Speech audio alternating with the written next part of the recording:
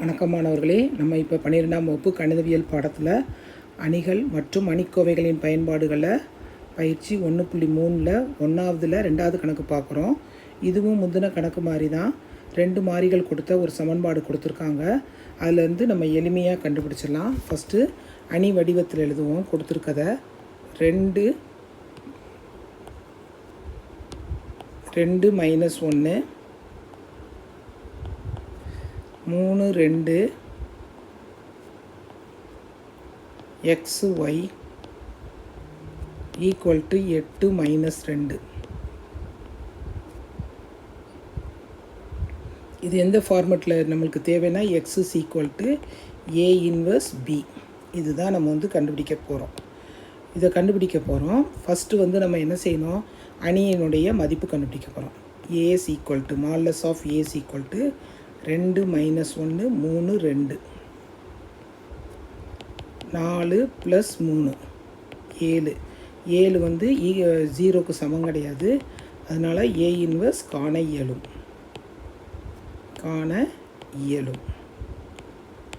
அடுத்து என்ன செய்ய போகிறோம், adjoint of A. Adjoint of A 2/2 அணி. இதில் நம்மளுக்கு செய்கிறது ரொம்ப எளிமை. மூலைவிட்டம் 2 2 இருக்கிறதுனால மாற்றம் தேவையில்லை. இங்கே என்ன செய்யணும், அடையாளக்குரிய மாத்திரம். A inverse is equal to 1/a modulus of 1/a adjoint of A. இது ஃபார்முலா. இதையும் ஹைலைட் பண்ணிக்கோங்க.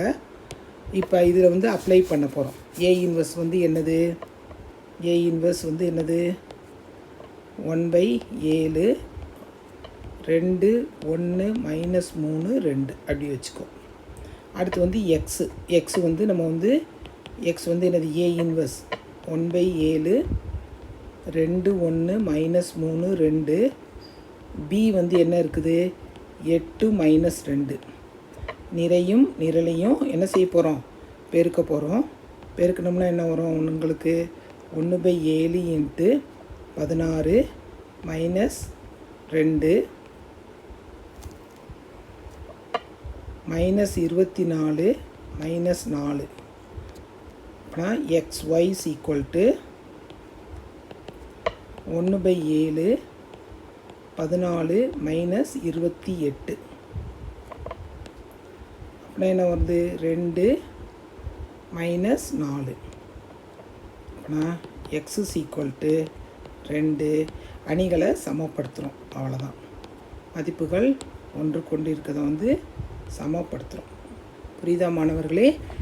அடுத்த கணக்கில் மீண்டும் சந்திப்போம்.